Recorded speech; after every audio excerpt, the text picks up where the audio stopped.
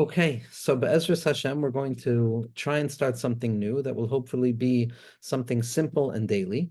We're going to be focusing on the Shivim Koichos HaNefesh from the Vilna Gaon, the 70 character traits, the 70 points, the nodal points of self that the Vilna Gaon in his Perush on Yeshaya and his Perush on Sefer Yetzirah identifies as the fullness of the self.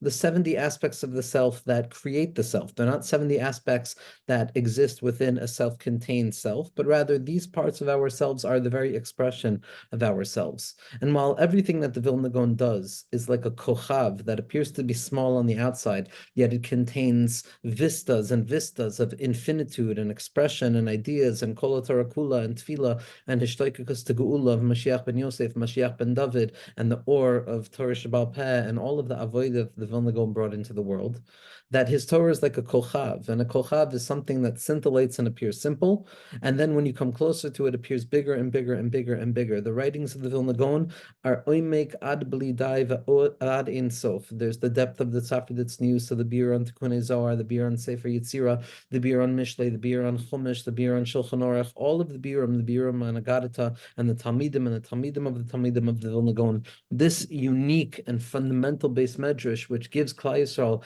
half of its fundamental expression, is so deep and so expansive that what we will demand of ourselves more in this process is of tzimtzum, to look at what the Vilna Gaon describes without getting into too much of a conversation about why he's able to say this, where he's getting this from, what he's basing it on. It has precedence in the Rambam, it has precedence in Rav Chaim Vital, it has precedence in other Meforshim, but what's unique about it, that's not what we're going to be discussing. What we're looking at is very simply the application of this character trait to ourselves in a small bite-sized moment that's rooted primarily in the writings of the tzaddikim, the Baal Shem Tov HaKadosh and his Talmidim, and the tzaddikim in our generation, the Ramchal, the Rashash, the Torah's Chacham, as well as the Vilna Gaon and all his Talmidim.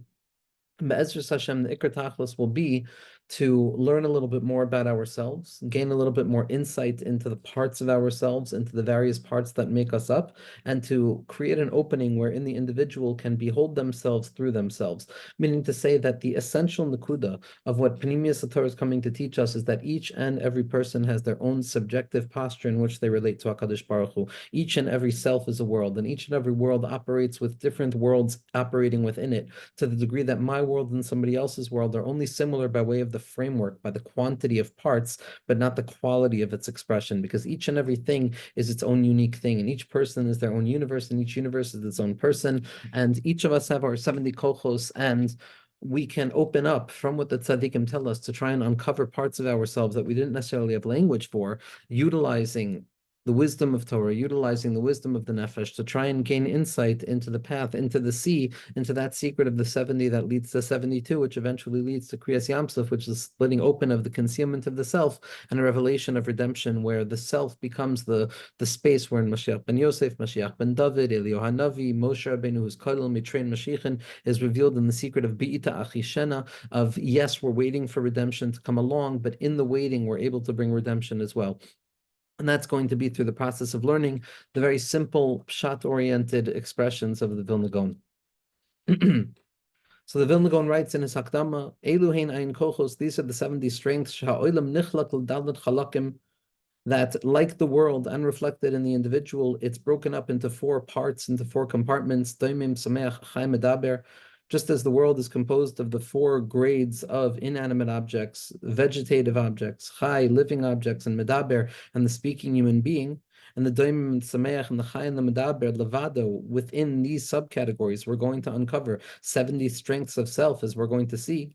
But what we should understand is that outside of the context of what we're saying, says the Gra, when it comes to the medaber, yesh ba'oid beis kochos, there's 2 makifim, there's 2 elements that are not included within the count, which are additional when it comes to the individual, and that's the seichel ha'ayuni v'seichel ha'ma'asi. It's the intellectual capacity of studying ideas for the sake of ideas, of analyzing ideas in their ideal forms prior to their manifestation in reality, looking at existence through the philosophical, speculative lens that's unencumbered by the limitations of existence, that doesn't need to take into consideration the messiness of human life, the lumdus of existence, where the ideas, in spite of the fact that they don't operate in accordance with the reality of reality. They're still real. It's the lumdus of reality. That's the seichel ha'iyuni. And then there's a seichel ha'maisa, which is the ability to apply wisdom into the engagement in this world, which is dependent upon the contingent circumstances of existence.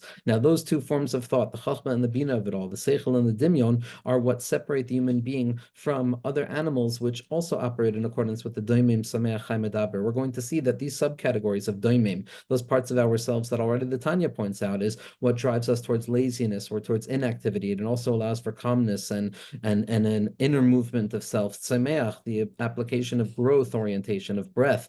Chai, the things that are alive, that are talking, that are communicating. Medaber, expression, thought, and all of the things that make human beings human beings. In all of these subcategories, we're going to uncover the 70 strengths.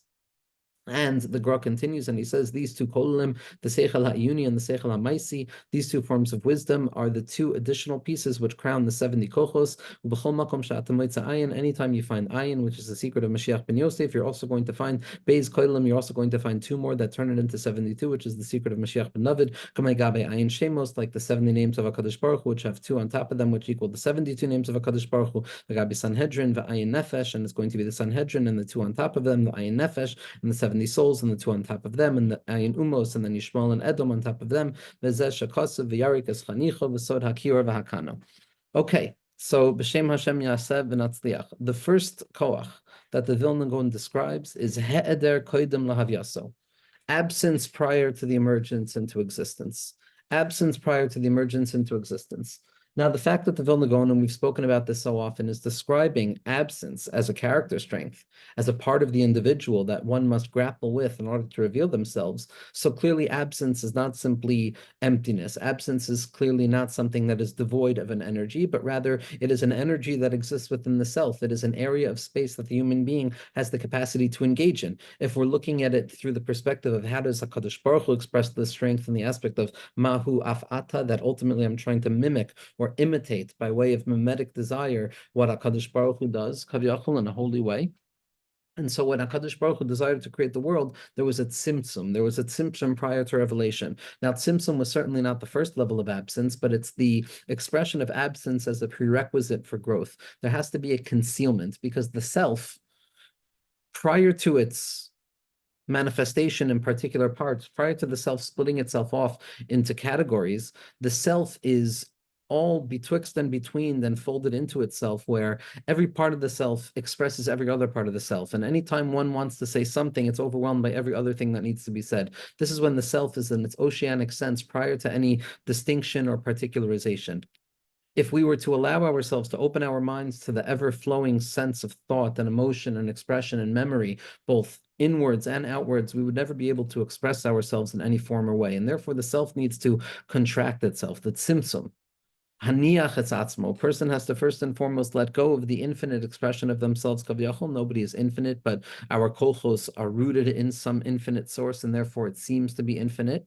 And we have to close the door to that. We have to get rid of the desire to express every part of ourselves and recognize that there's a stoppage that needs to precede any expression. There's a he'eder koidem havyaso, that there's a voided space where the self is quiet, where the self is not trying to force itself on anything, where the self is not trying to express itself as anything, where the self doesn't even know what language to use when orienting itself towards what it's feeling in the moment of selfhood emerging out of that emptiness.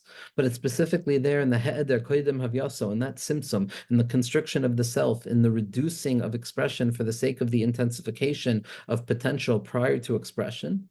That's the he'eder koidem havyaso. And this place is oriented towards shtika of the mind. It's shatak rav. It's where there's so much information, there's so much feeling, there's so much pathos that is being experienced in the individual that the only thing they can do is to stop, atzor.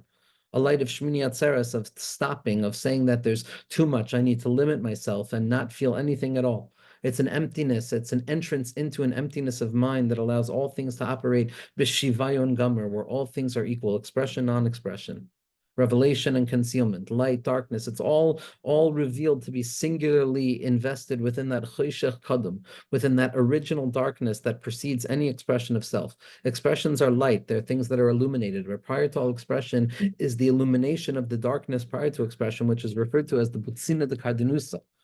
the hard spark, the flame of darkness that illuminates nothing because there's nothing to be illuminated. It's an emptiness, but it's an emptiness that is ready to be filled and saturated with meaning every single moment that the mind would allow that meaning to flow back inwards. It's not a head there. It's not an absence of self due to there being an emptiness or a boredom. That is a far less mature experience that takes place far longer down the line in terms of the 70 kochos. Boredom is a lack of something to be engaged with.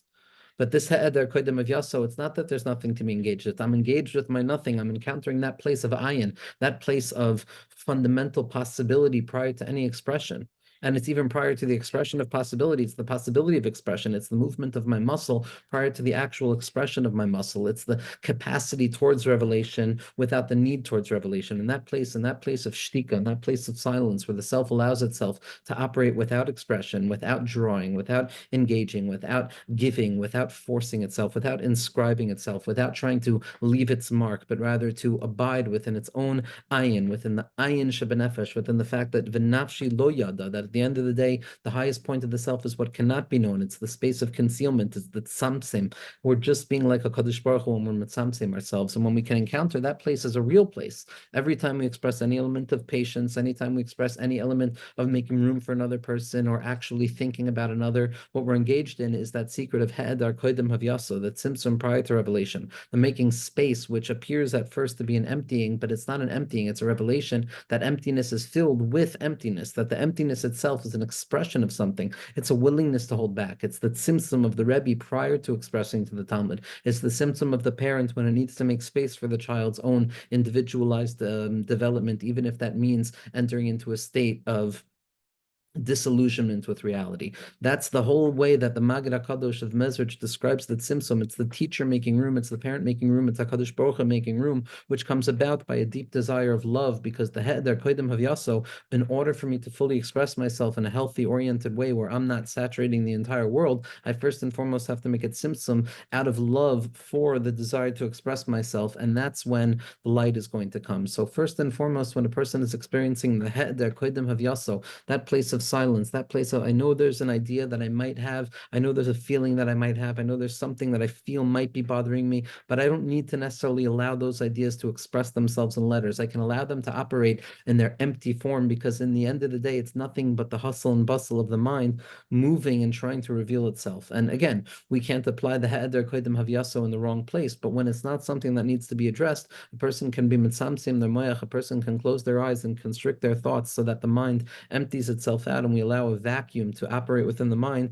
which is a vacuum that is not empty because there's nothing there, but because of the courage and the Mesiras Nefesh that the mind is doing to allow those walls of blocking all of the infinite thoughts of coming back in, that Simsum HaMoyach, that his Gabrus HaMachshava, to create a Halal HaPanui in the mind so that light can eventually emerge, is the secret of Ha'eder Kodim of Yason. We encounter this far more often than we would like to imagine. This opportunity, this koyach, is available to a person at every moment in their lives. When a person has to decide to be mitzamsim themselves, we're doing it unconditionally anyway. We're engaged in this. The human being is perpetually engaged in stages of tzimtzum. Levushim are tzimtzum, our objects are tzimtzumim, our kinyanim are tzimtzumim, our ideas, our friendships, our relationships, those are all tzimtzumim that allow me to engage with one thing and one thing in particular. And when we learn to engage in that active principle of emptying the self out, of he'eder kodim of yaso, we can access an untethered strength within the self, which is the strength of absence, the strength of not expressing myself, the strength of not needing to mark something, not needing to engage, but rather to encounter myself through the experience of non-encounter, but to remember very much